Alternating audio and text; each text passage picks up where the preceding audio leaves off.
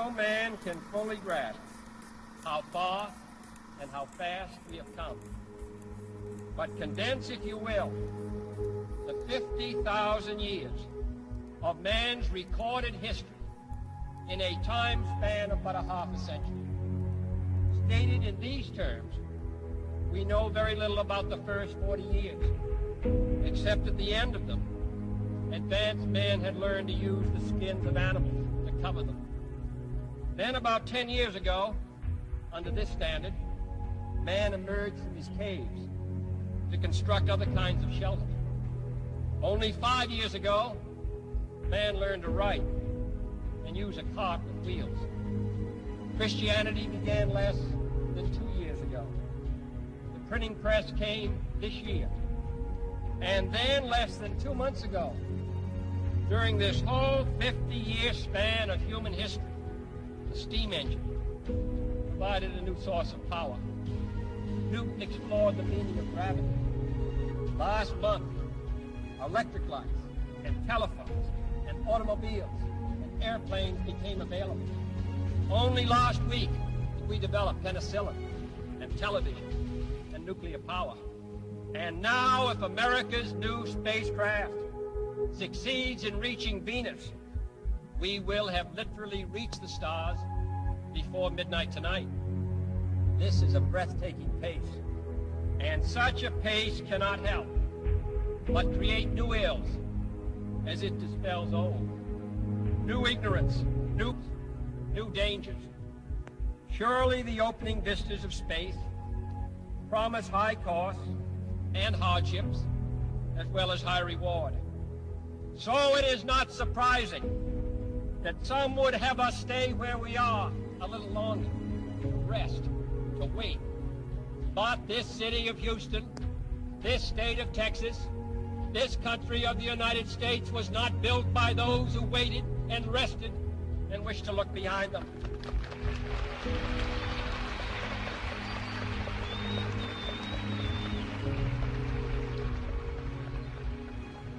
For the eyes of the world now look into space, to the moon, and to the planets beyond.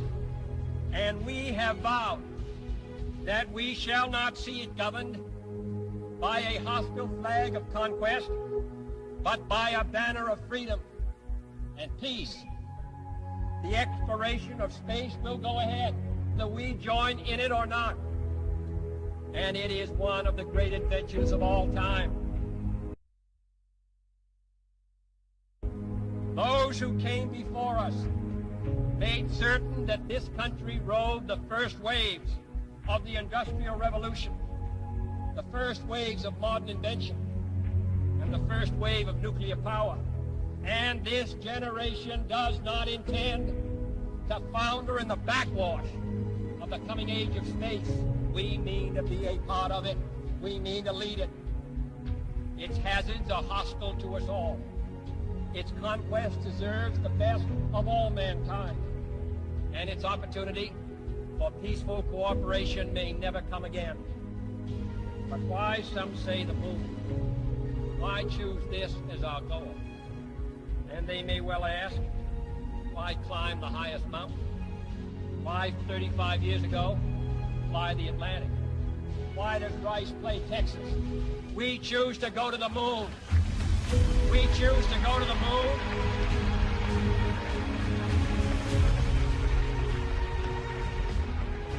We choose to go to the moon in this decade and do the other things, not because they are easy, but because they are hard. Because that goal will serve to organize and measure the best of our energies and skills. Because that challenge is one that we're willing to accept, one we are unwilling to postpone, and one we intend to win the other side.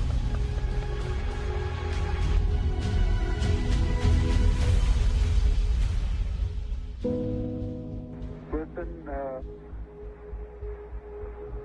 Tranquility Base here. The Eagle has landed. Roger, Tranquility. We copy you on the ground. You got a bunch of guys about to turn blue. We're breathing again. Thanks a lot.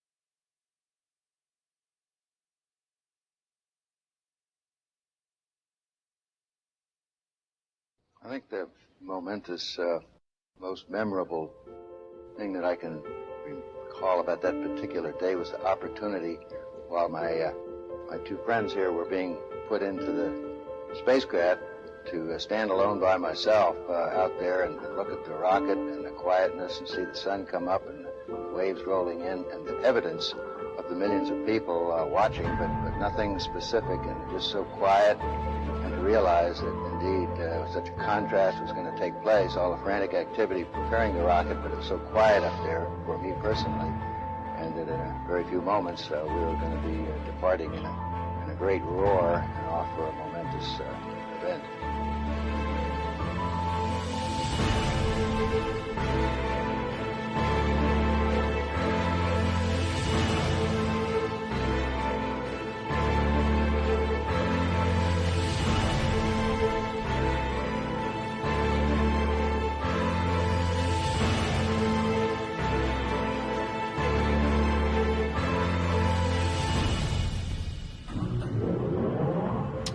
Thought we had a 90% chance of getting back safely to Earth on that flight, but only a 50-50 chance of making a successful landing on the first attempt. There's so many unknowns in that descending from lunar orbit down to the surface that had not been demonstrated yet by testing. It's a risk-reward equation, and you're able to accept a level of risk so long as it's commensurate with the reward that you will get by achieving the goal that you're after.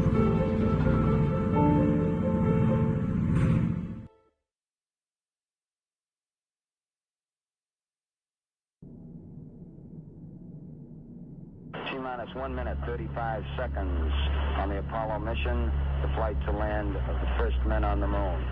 All indications coming in to the control center at this time indicate we are go. 1 minute, 25 seconds and counting. Our status board indicates the third stage completely pressurized. 80-second mark has now been passed. We'll go on full internal power at the 50-second mark in the countdown. Guidance system goes on internal at 17 seconds, leading up to the ignition sequence at 8.9 seconds. We're approaching the 60-second mark on the Apollo 11 mission. T-minus 60 seconds and counting. We passed T-minus 60. 55 seconds and counting. Neil Armstrong just reported back. It's been a real smooth countdown. We passed the 50-second mark. Power transfer is complete.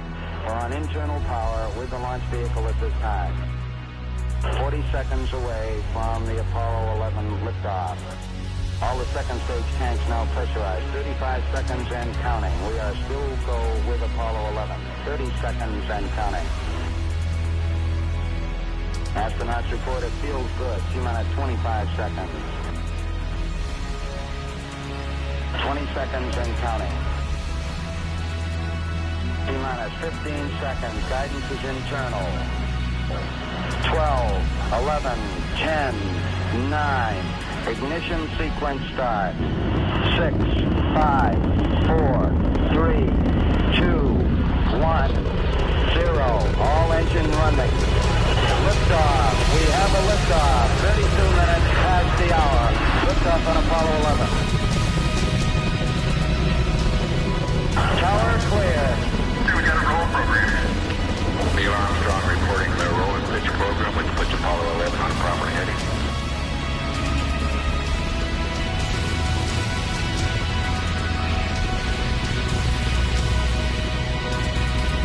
Plus 30 seconds. Roll complete and engine program.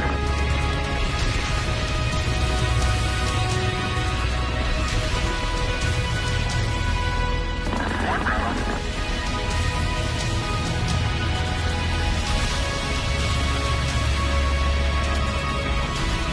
Altitude's 2 miles. Oh, 11 Houston, you're good at 1 minute. Downrange 1 mile, altitude 3, 4 miles now. Velocity 2,195 feet per second. 11 Houston, thrusters go. All engines, you're looking good. Hi, Roger. You're loud and clear, Houston.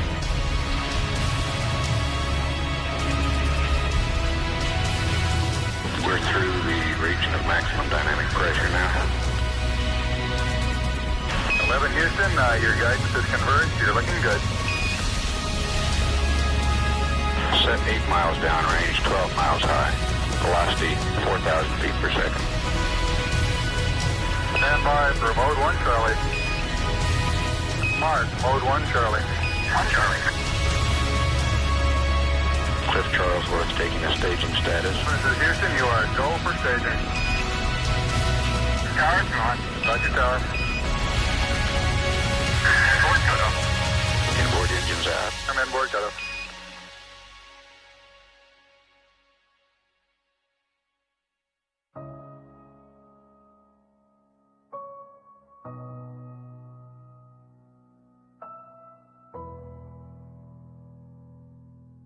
Houston, be advised the visual is go today. This is Houston, roger out. Yeah, they finally gave me a window to look at.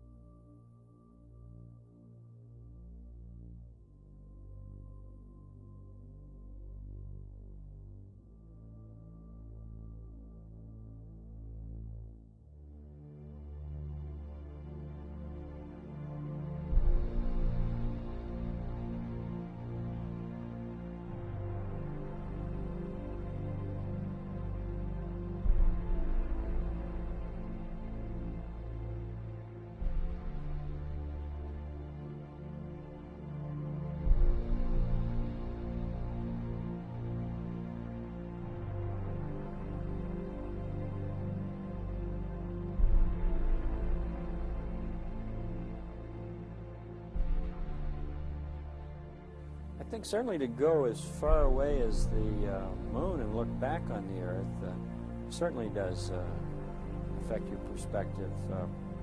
And then when you see it, tiny as your thumbnail held out in front of you at arm's length, that sort of gets your attention. A beautiful sight, tiny, pristine, blue and white, very fragile-looking object, shining like a beautiful little headlight out there in the black velvet of space. It does change your perspective. It makes you think that we have to take better care of this little fragile entity, because it is fragile.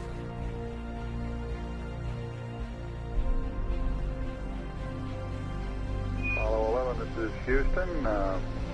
Slightly less than 1 minute to ignition, and everything is go. Roger, Apollo 11's go.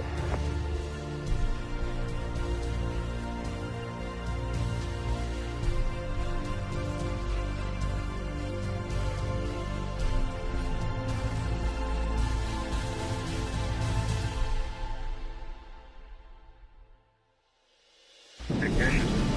We confirm ignition, and the thrust is go.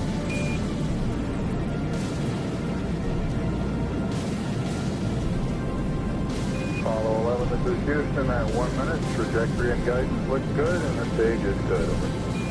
Apollo 11. We're showing velocity 35,570 feet per second.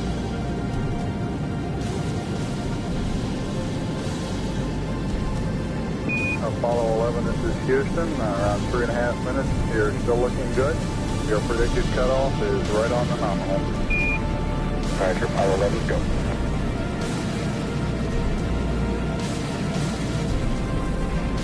We're showing velocity 35,570 feet per second. Altitude 177 nautical miles.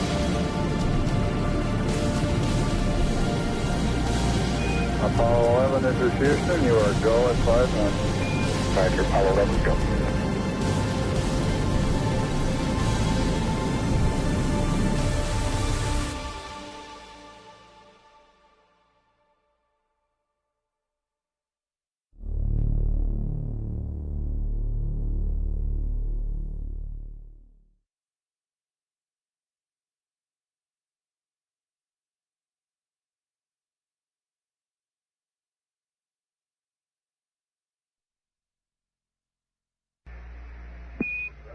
Apollo 11, this is Houston. Your go for separation. Our system's recommendation is arm both spiral buses, over. Okay, spiral B coming armed. My intent is to use bottle primary one as per the checklist, therefore I just turned day on. Roger, we concur with the logic.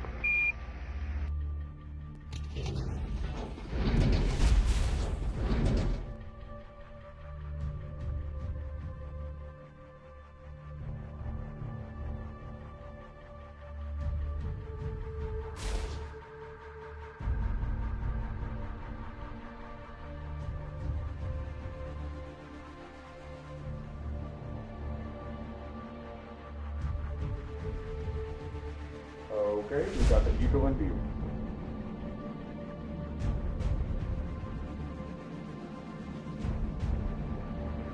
Moving forward.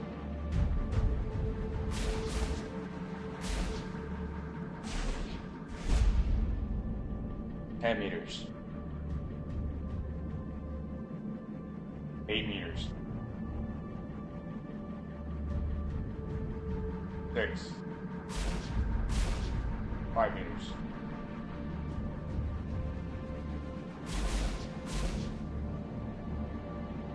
3.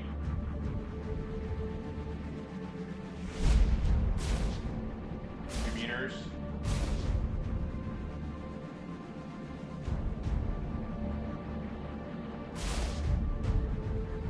1 meter.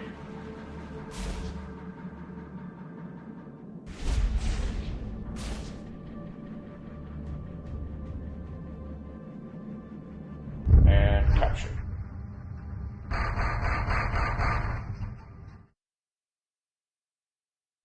Apollo 11, this is Houston. Radio check, over. Roger, we've got the high gain locked on now, I believe, auto track and narrow.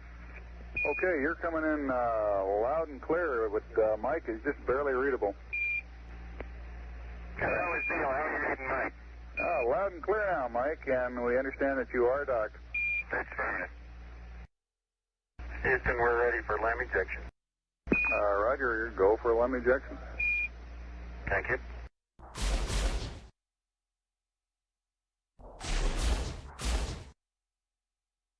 Apollo 11, this is Houston, over. Roger, Houston, Apollo 11, go ahead. Roger, could you give us some comments on how the transposition and docking went, over? Yeah, I thought it went pretty well, Houston, although I expect I used more gas than I've been using in the simulator. Except for using a little more gas, and I'd be interested in your numbers on that. Everything went nominally.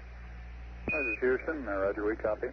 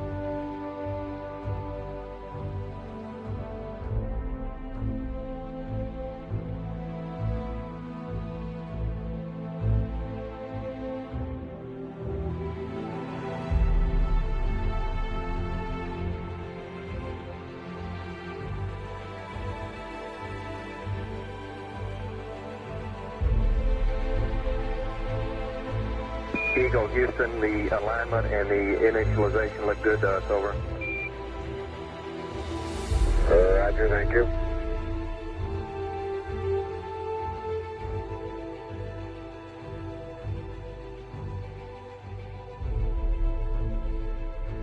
Eagle, Houston, would you have Columbia go to the high gain, yaw 0, pitch, -20, over?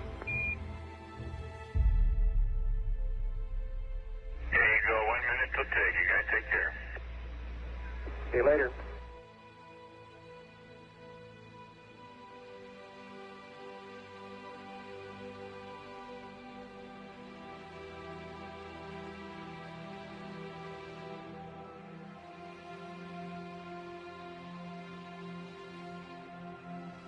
Apollo 11, Houston, we are go for undocking, over.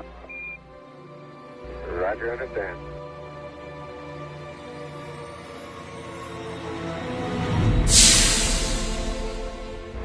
Roger, Eagle, undock.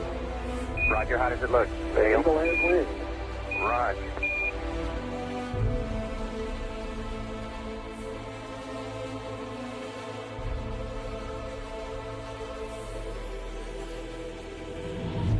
Eagle, Houston, we see you on the Terre, over. I do believe you got thrusters on board that vehicle. Okay, you've got it. Through data. Roger, let us know when you're ready to copy. We have a DOI pad and a PDI pad, over. Guidance says we're go. Coming up on 5 minutes to ignition, Gene Kranz getting a go, no-go for descent. Okay, all flight controllers, I'm going around the horn. Make your go, no-goes based on the data you had for at LOS. See, we got it back. Give you another few seconds. We're going, fine. Okay, retro, go. Vital, go. Guide, go. Control, go. Self-com, go. GNC, go. Ecom, go. Surgeon, go. Capcom, we're go to continue PDI.